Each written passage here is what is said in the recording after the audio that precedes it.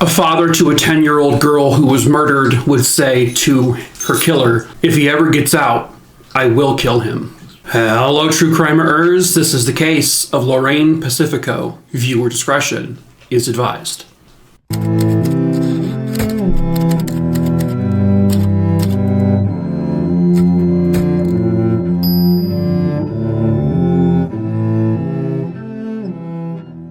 Real quick before we get started, of course, hello, my name is Mike. If you're new to the channel, I tell 3 true crime stories every single week here on YouTube.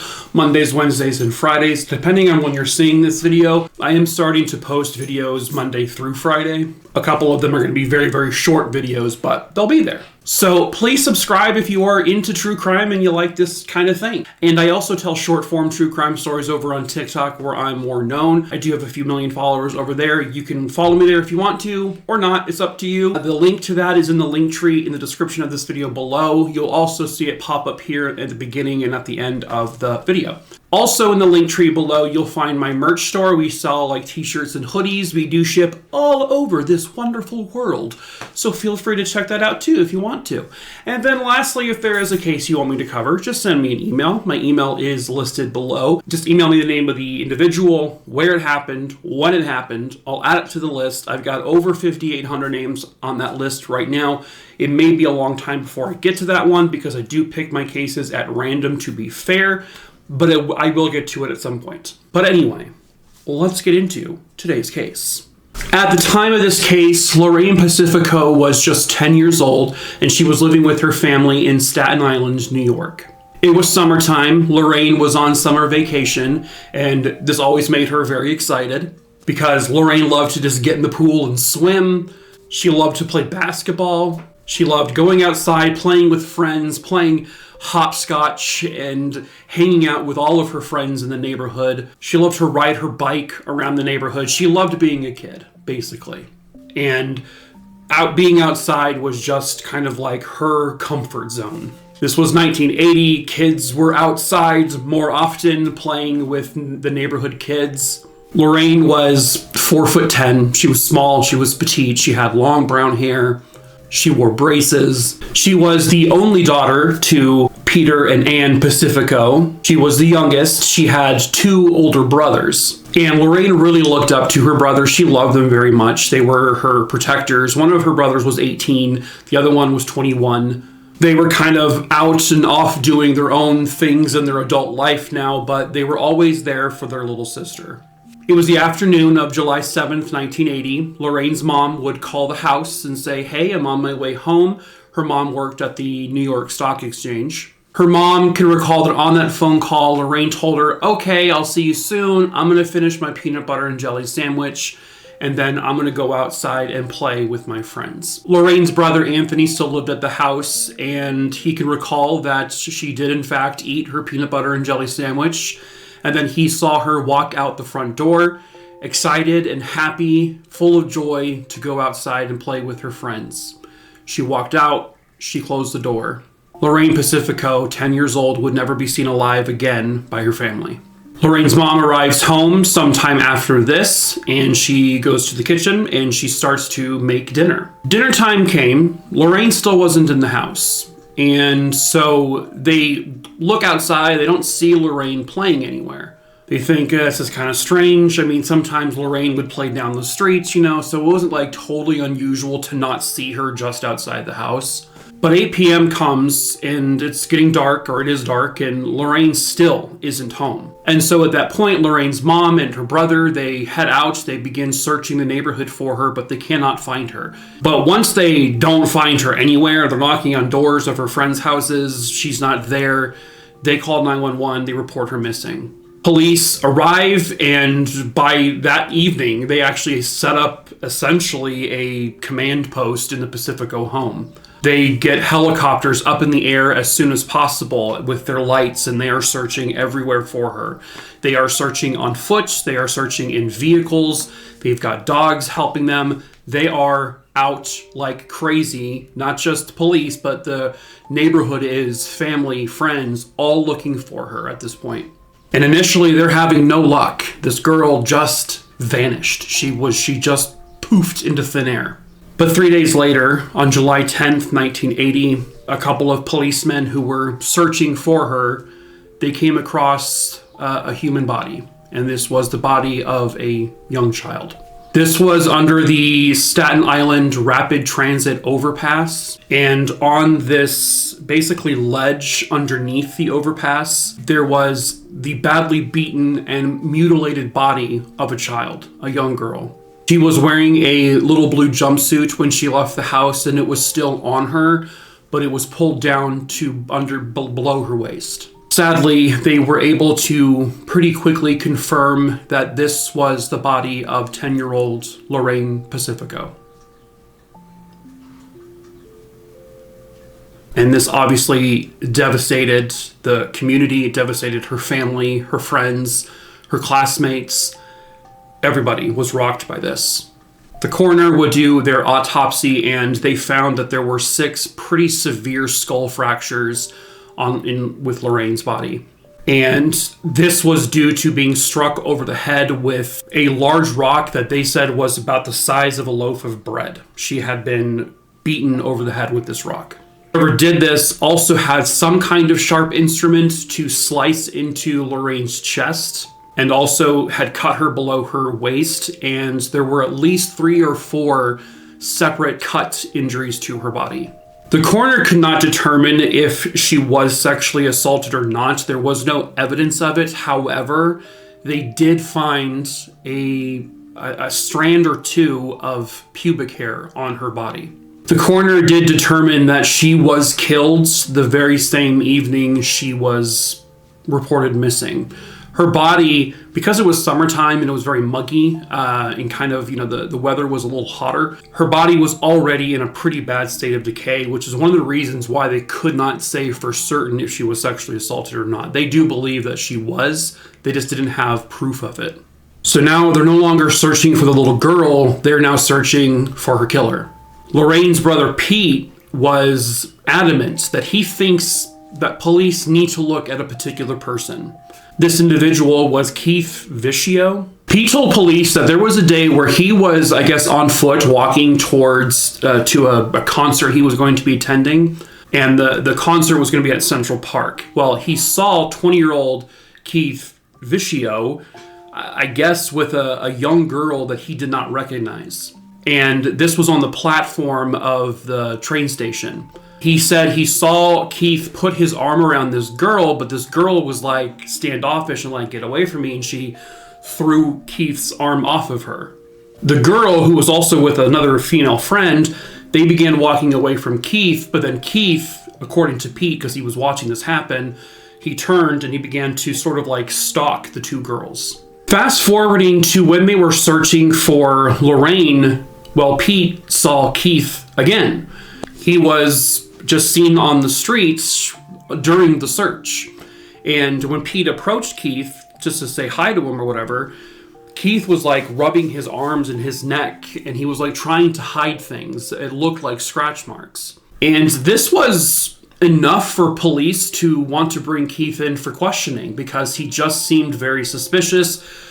Other people had said that he is kind of a problem person in the area. When they brought Keith in for questioning, it didn't take long at all for him to admit what he did. He confessed that he killed Lorraine. Lorraine's brother Pete was spot on.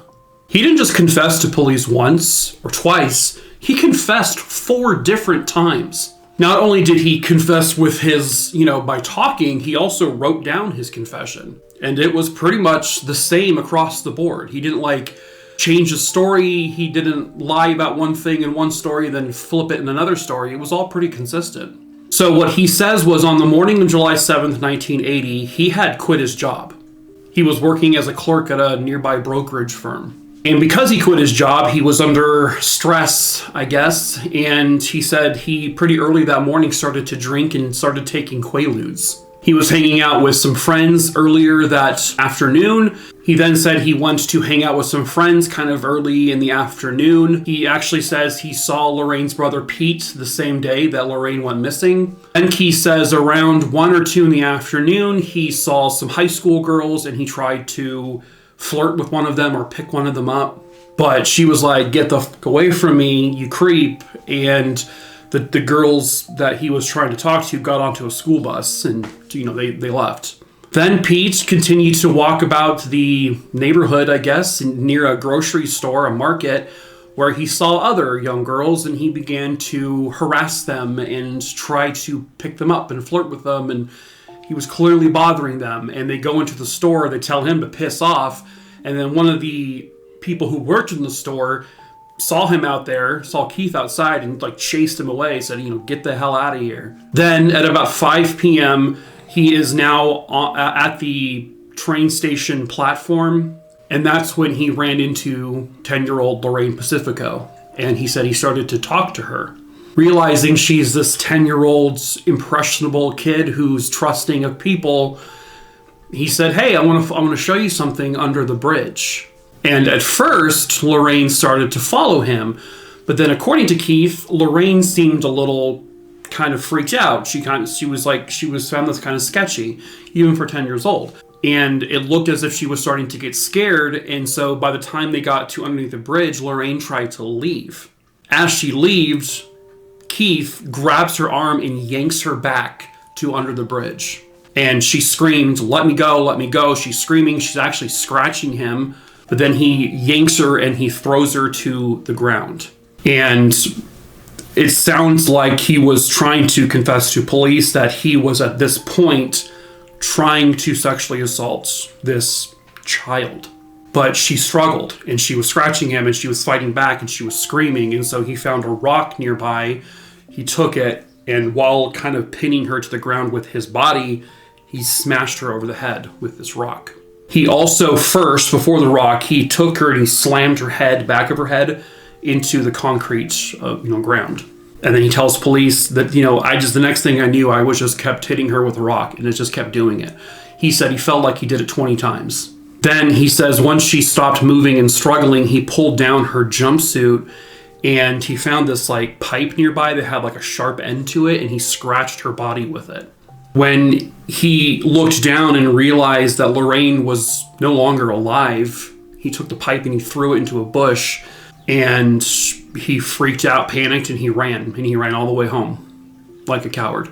His clothing was covered in blood, and so he got home, he took his clothing off, and he threw it in the garbage. And then, he says, he just laid down and he took a nap. He took a nap. After attempting to sexually assault a little girl, kidnapping a little girl, and murdering her with a rock, he took a nap. And then later that night, he hung out with friends, and according to his friends, he seemed completely normal. He was just laughing, having a good time, drinking, doing whatever kind of substances, and it was just like nothing to him. He left a little girl murdered underneath a bridge alone after he tried to sexually assault her, and then he killed her, and then he just went and slept and then had some fun. But this time, where often we have cases where police are pressuring people into confessing, and they kind of just ride with that without collecting evidence. This time, in this case, they actually have physical evidence placing Keith at the crime scene, because I guess near Lorraine's body was a broken beer bottle. One of those broken beer bottles, because there was multiple, there was a palm print on it. The palm print was an exact match to Keith Vicio's palm print. And then inside one of the beer bottles was a bloody thumbprint. That thumbprint also belonged to Keith Vicio. Again, this is found right next to Lorraine's body. They took pubic hair samples from Keith, and the pubic hairs found with Lorraine, under a microscope at least, they were a identical match. They appeared to be from the same person. This is 1980. DNA technology was not actually really a thing, especially taking DNA from hair and pubic hair. Really all they had was the fact that it was a visual confirmation, a visual match. They also questioned the manager of that grocery store I mentioned earlier to say that Keith Vicio was the man that he chased away after harassing some young girls at the store. Again, they also had Pete's testimony of seeing him trying to flirt with and pick up on other young girls. They also had witnesses to say he was trying to pick up on high school girls who got onto the bus and then took off. So they knew that he was a prowler, a predator in the area trying to pick up on young girls. Not so much as young as 10, usually high school girls, but it fit. So Keith Vicio at this point is now charged with murder and kidnapping and sexual assault. Keith Vicio, seeing the fact that there is just a mountain of physical evidence against him, not to mention his own 4 times over confession to the crime, he decided that he would agree to take a plea deal to second-degree murder. In exchange for that plea, they did decide to drop the other charges, like the sexual assault charges and whatnot, and just leave it at the second-degree murder. So they all accepted this plea deal. I'm guessing the family said they agreed to it, but I'm not 100% sure. And Keith Vicio, for kidnapping, sexually assaulting, or attempting to sexually assault, and murdering a 10-year-old child, you would think no chance of ever getting out of prison ever in his life. But no, he does have a chance, because he was sentenced to 20 years to life. Now, that does not mean he will ever get out. It just means that he has to serve 20 years before he could be considered for parole. The fact that he can even get parole is insane, but that is what it is. At his sentencing hearing, he was completely emotionless. He didn't really apologize. He didn't show anything. He just took it. And also, because they dropped the sexual assault charges in the state of New York, he cannot then be labeled a sexual offender. So if he ever does get out, he won't have that status under him. So he won't be on a sex offender registry should he ever get released. Which means if he gets out, he can live anywhere he wants to. He doesn't have to notify anyone of anything. According to, I guess, people who have been with him in prison, Keith Vicio he's just at this point doesn't want to take responsibility for what he did. He doesn't want to take accountability for what he did. He admits to doing it, but he's like, whatever. He has shown no progression towards rehabilitating himself, which is essentially the whole concept of getting paroled. Is you have to show that you are changed, that you have rehabilitated, that you won't pose as a threat in the future, but he has shown no signs of that in prison. They have offered sexual offender courses in prison, but he refuses to take them because he says, I'm not a convicted sex offender, so no. He was up for parole after 20 years, and the parole board asked him, can you please recall the sexual nature of your crime against Lorraine Pacifico? And he says, I don't know, I don't remember. And he has no mental health diagnoses either. He's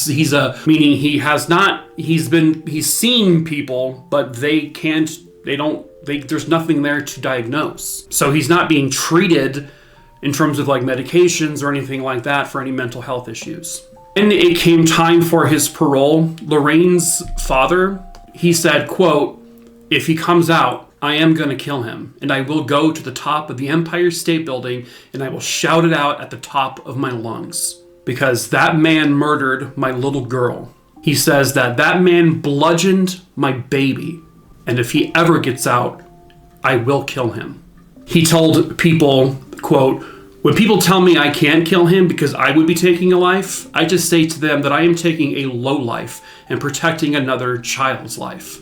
He then said, I would do it in a heartbeat, and it would not faze me a bit because maybe someone else who is thinking of doing something this horrible will think twice, and I will save another little girl. That's how I feel about these pedophile bastards. I want him to scream like my daughter did. And honestly, I can't blame the man. I don't have kids, so I don't have that type of connection that a father does or a mother does or a brother, but I don't blame him. If I was in his position, I would probably say or do the same thing. One of Lorraine's brothers would say over the years that I really fear and I feel that they're going to release him one day.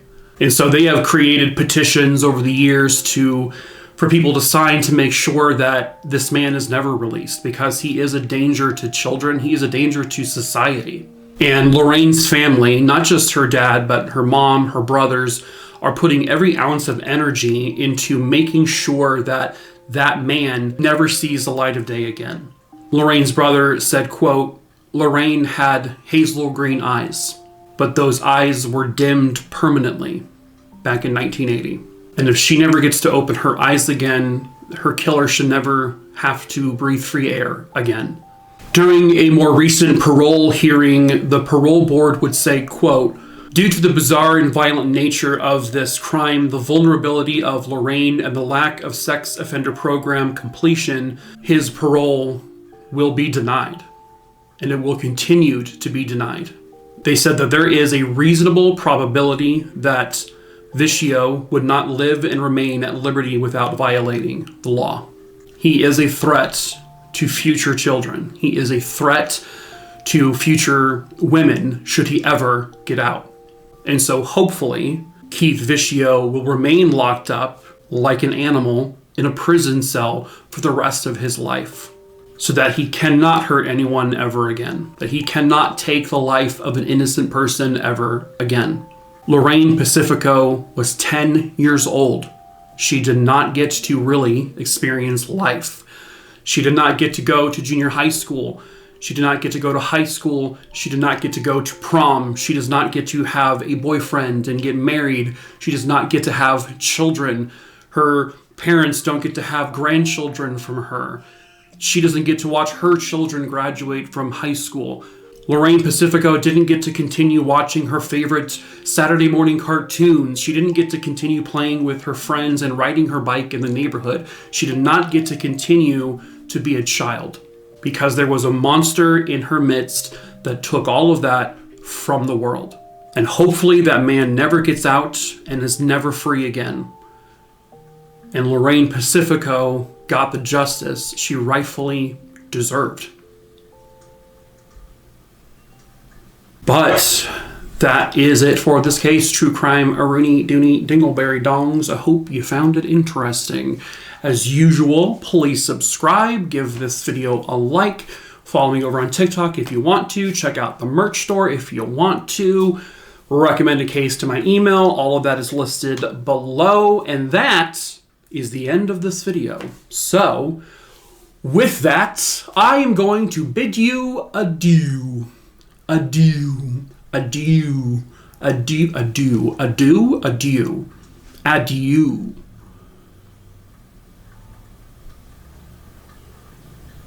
That's Canadian, right? That phrase, adieu, I bid you adieu, is of the Canadian language.